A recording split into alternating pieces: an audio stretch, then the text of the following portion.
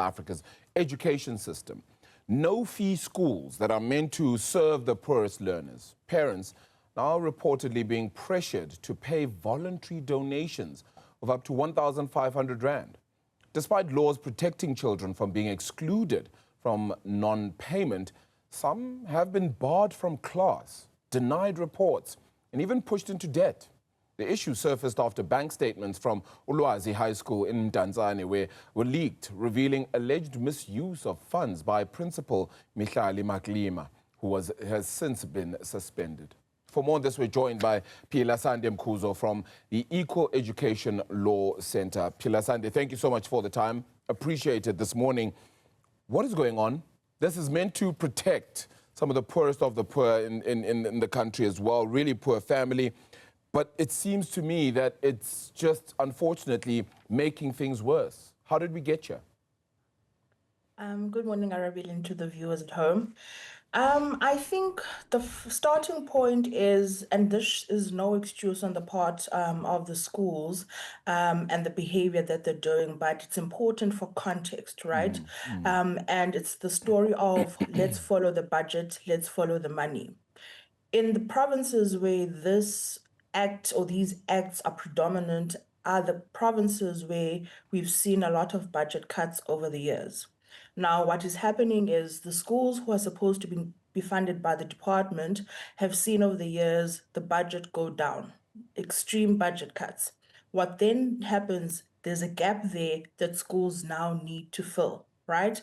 And one of the ways in which they do this is through these voluntary contributions, which, by the way, are legal, right? Because SASSA does say school governing bodies, you have a responsibility on top of the money that you get from the government, you need to fundraise on your own. But we need to then realize and understand what voluntary contributions are. They are by their nature voluntary, meaning if you have it, you can give it. If you're able to, you can give it. But it is not compulsory and should never be used as a weapon against a child or their parent in terms of them accessing their school. Yeah, so what's the recourse then? Because you made note of both sides here. The schools are allowed to ask for some money, again, voluntary, as we've made note of. If the parents can't afford it, you can't hold back a child's report away from class, etc. So what's the recourse if that is being done? In terms of the law, one would then report this to the department, right? Because one, it is unlawful. And one of the things that we've seen is that SGBs are actually the ones making this decision. In terms of the law, you can't be, especially if you're a no-fee charging school, you should not be charging any form of fees. Therefore, coming to the conclusion of charging those fees goes against the roles and responsibilities that the school governing bodies have. And one of the recourses that are available, at least available in terms of SASSA, is when the HOD then comes to the school and revokes the roles and responsibilities of the school governing body, because inherently they are failing the children and the parents who they are there to protect. But above and beyond that, it's also reporting to the department that a particular school is acting in this particular way, and where then the district then comes in, or at least the provincial department should come in and intervene in terms of that school and do away with that particular practice. So how do we figure out who's to, maybe not necessarily just blame, but really to point fingers here at how we can fix this a lot better? Because is it government's inability to properly budget because they've decreased budgets for some of these schools, as you pointed out a little bit earlier, or is it just the misuse of funds that comes into play, such as the case of Ulwazi High School in Mdantsane in the Eastern Cape? A bit of both. I think the honest response to that is definitely a bit of both, where our government is at fault and guilty of budget cuts, right? Whenever we talk budgets and money needs to shift from one place to another, we see that education is usually at the bitter end of getting budget cuts. Inherently, the overall planning that the department has, but also the mismanagement and the corruption that we do see at schools. I think it would be amiss of me to say, or need to at least not acknowledge, that there is corruption and mismanagement of funds in school.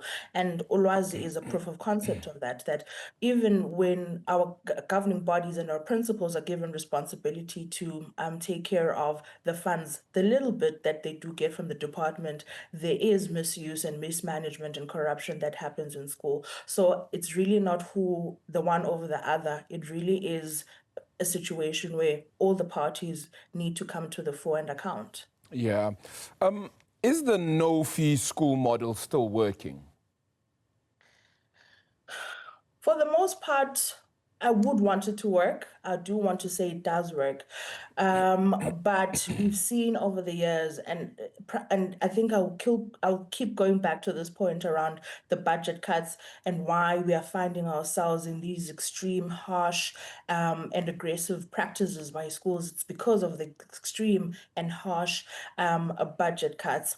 Overall, it is meant to benefit society, but because of the budget dwindling down year over year, we see that more resources are being pulled away from the schools that need it the most, and thus affecting the overall quality that one particular school is able to provide. So while in a utopian world, it should be benefiting everyone in the highest form possible, it really isn't. But we are making do with what we can. As sad as it is, it shouldn't be like that though, but Yeah. that's where we find ourselves. I mean, if this trend continues, which it earnestly looks like is on its way to continuing to do, are we at risk of eroding the very idea of basic education free for all in this country? Absolutely, absolutely. I think in the economic times in which we find ourselves, as little as 100 rand goes a long way, particularly for the families who rely on grants, families where there's a higher rate of unemployment. We look at child-headed homes. So where those fees are charged, we are looking at a possibility where the idea of free basic education is moving further and further away from us. Do we need another oversight body, particularly looking at how school governing bodies spend their funds? Maybe create more accountability in that way, and ensure that maybe these demands don't happen as they are and rather do remain voluntary? I don't think a new body is necessarily the response, Arabile, and I'm saying this because we've seen, or at least there's a culture in South Africa where we identify a problem and we come up with some ad hoc body to look into that particular problem. Sometimes, yes, it has helped, sometimes it doesn't. I think what is important is we really, really need to hold our government accountable in the way in which they need to account.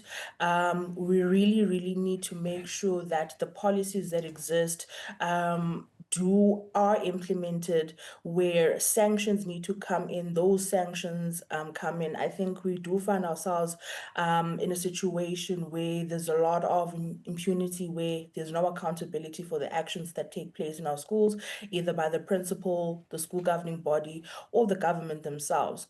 And it's not a lack of policy, it's not a lack of law, it's a matter of implementation and making sure that organizations like the Law Center and the other existing NGOs and public interest organizations are there to make sure that the government is held to account.